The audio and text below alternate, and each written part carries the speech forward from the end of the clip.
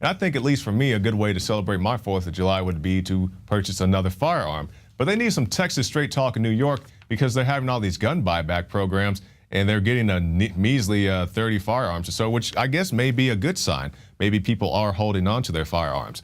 A New York gun buyback scheme turned into a complete flop after it's protested by a Second Amendment activist group and netted just 30 firearms in total, some of which were broken BB guns. The Second Amendment activists were on scene to inform residents that they could instead sell their guns to a licensed FFL dealer in return for fair value cash and that the weapons would remain in circulation.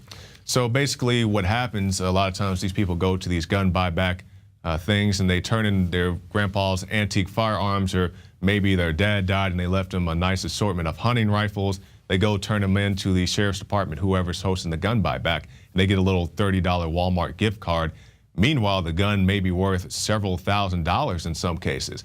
And for all you people out there, I can't speak so much to New York, but in Arizona, if you turn in a gun to a gun buyback program, they resell your gun. So you turn it into the police station or the sheriff or whoever, and you expect them, I guess, to destroy the gun or lock it up. I'm not sure what people think happened to these things, but no, they're going to turn around and sell it, at least in Arizona. So be wary of that if your guns can be resold anyway, you might as well sell it to the FFL, who will give you a decent price for it. Blackwater threatened to kill State Department official in Iraq. An internal State Department memorandum featured by the New York Times Monday reveals how the investigator, John C. Richter, alerted his superiors following the incident, only 2 weeks before Blackwater mercenaries shot and killed 17 Iraqi civilians.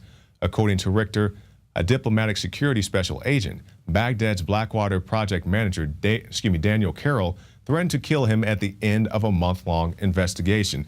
So this just goes to show the things that can happen, the unaccountability when you have these private mercenaries. And that's by no means saying that our current military is blameless. They definitely are not that. But when you get these private contractors to come in there, they can pretty much do whatever they want. And that's even what the guy's saying here is like, hey, he's like, hey, I'll kill you in this desert and nobody's ever going to find out about it, or we'll shoot you and just say you got shot by some insurgent.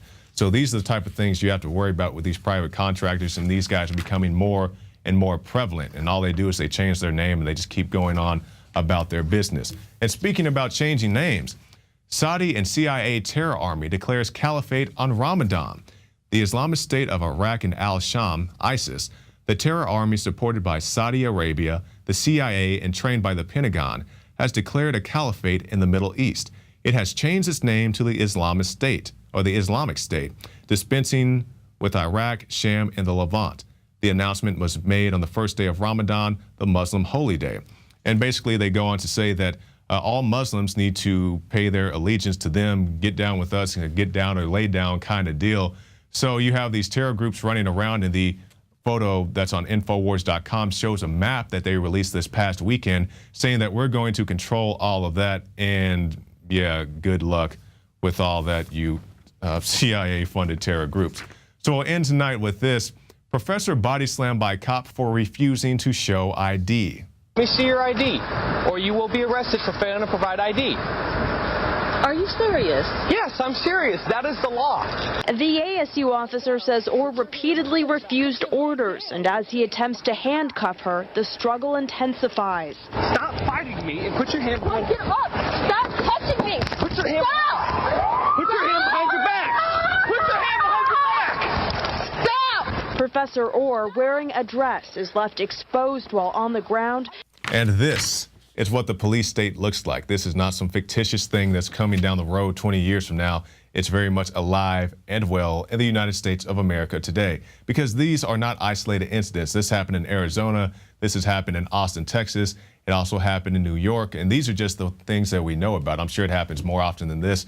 People jaywalking, people not obeying the traffic control devices. They get handcuffed, thrown to the ground, and it's just a normal day because this officer felt disrespected. This is what happens in this country. This is what they do with their police resources. And I always have to put the disclaimer out there.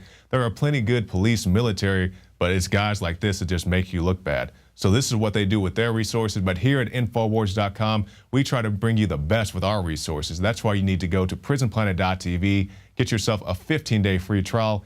You get the Alex Jones Show, the nightly news, the special reports, the rants, and so much more at prisonplanet.tv.